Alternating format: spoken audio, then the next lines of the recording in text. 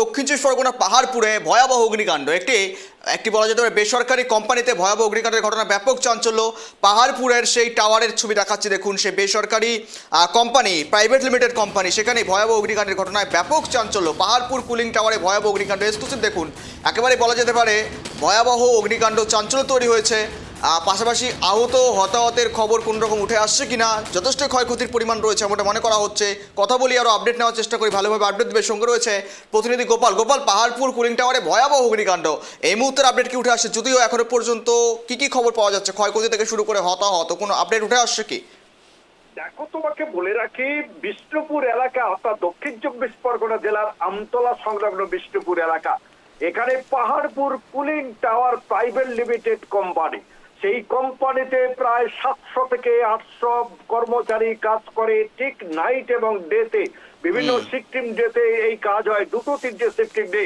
যখন মানুষজন ভিতরে ছিল তখনই আগুন লেগেছে বলে জানা গেছে। ইতিমধ্যে 1 ঘন্টারও বেশি সময় অতিবাহিত, এখনো পর্যন্ত আগুন নেভানো সম্ভব হয়নি। এই কোম্পানিতে মূলত প্লাস্টিক জিনিস তৈরি করা হয়। এই কোম্পানির নিযুক্ত থাকা আধিকারিকরা সংবাদ মাধ্যমকেও ভিতরে ঢুকতে দিচ্ছে না। শুধু তারা বলবো কেন, সেখানে যারা প্রশাসন আছে, প্রশাসনের পক্ষ থেকে কিন্তু বাধা দেওয়া হচ্ছে, এলাকায় ঢুকতে দেওয়া হচ্ছে না। তবে প্রশাসন পরিষ্কারই বলেছে নিরাপত্তার খাতিরে তাদেরকে দেওয়া হচ্ছে না। কিন্তু যাই হোক না কেন, বিকাল 5টায় আগুন লেগেছে, এখনো প্রায় অনেক টাইম অতিবাহিত, এখনো পর্যন্ত কিন্তু আগুন নিয়ন্ত্রণে আনা যায়নি। তবে প্রচন্ড, ইতিমধ্যে 2 থেকে 3টি দমকল এসেছে, তারা চেষ্টা করছে আগুন নিয়ন্ত্রণে আনা। এখন দেখার প্রকৃত কজন অসুস্থ কিংবা আহত কিংবা অন্য কোনো ঘটনা ঘটেছে কিনা, তার জন্য অপেক্ষা করতে হবে। গৌরব, কিন্তু গোপাল, এত বড় অগ্নিকাণ্ডের ঘটনা বলছো তুমি, সংবাদ মাধ্যমদের বাধা দেওয়া হচ্ছে, ভেতরে ঢুকতে দেওয়া হচ্ছে না, কিন্তু যথারীতি নিরাপত্তা ব্যবস্থা নিয়ে প্রশ্ন উঠছে। এখন নিরাপত্তা ব্যবস্থা খতিয়ে দেখে কি দরকার, যেখানে শ্রমিকরা নিরাপত্তা পাচ্ছেন না, যদি হয়ে থাকে সেই বিষয়টা, আগুন বা একেবারে বলা যেতে পারে অগ্নি নির্বাপক ব্যবস্থার কোনো ব্যবস্থা ছিল কিনা সেই বিষয়ে এখনো স্পষ্ট নয়। কিন্তু তুমি যেমনটা বলছো, নাইট শিফট, ডে শিফট সকল স্তরে থাকে সাধারণ একেবারে শ্রমিকরা। সন্ধ্যেবেলার ঘটনা, নিশ্চয়ই সেখানে শ্রমিকরা ছিলেন, কাজ করছিলেন, কর্মরত ছিলেন কর্মচারীরা, এবং সেখান থেকে কোথাও কি অনুমান করে নেওয়া হচ্ছে যে ভেতরে কেউ আটকা থাকলেও থাকতে পারেন?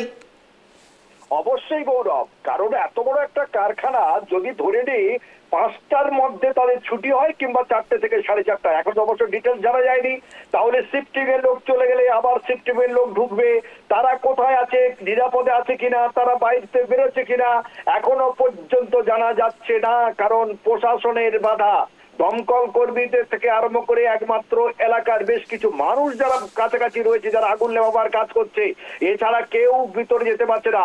আরেকটা প্রশ্ন তোমাকে বলি, যেখানে এত বড় একটি কারখানা, সেই কারখানায় অগ্নি নির্বাপক ব্যবস্থা ছিল কিনা, এটা একটা বড় প্রশ্নের মুখে দেখা দিয়েছে। আইন মেপে করা হয়েছে কিনা, সেটাও একটা বড় প্রশ্ন।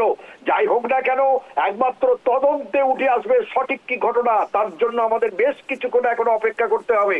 বেশ, 5টা থেকে বেলা এখন 8টা, রাত্রি 8টা, অর্থাৎ বলা যেতে পারে 3 ঘন্টা অতিক্রান্ত, এখন আগুন নিয়ন্ত্রণ সম্ভব হয়নি। ধন্যবাদ তোমাকে, আপডেট রাখো। যেদিকে নজর ছিল, ঘটনাস্থলে দমকলের 2টি ইঞ্জিন, বেলা 5টায় লেগেছে আগুন, এখন ঘড়ির কাঁটায় 8:01, অর্থাৎ এখন পর্যন্ত আগুন নিয়ন্ত্রণে আনা সম্ভব হয়নি।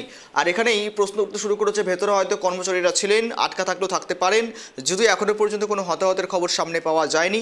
আপডেট রাখার চেষ্টা করছে প্রতিনিধি, নজর রাখছি আমরাও।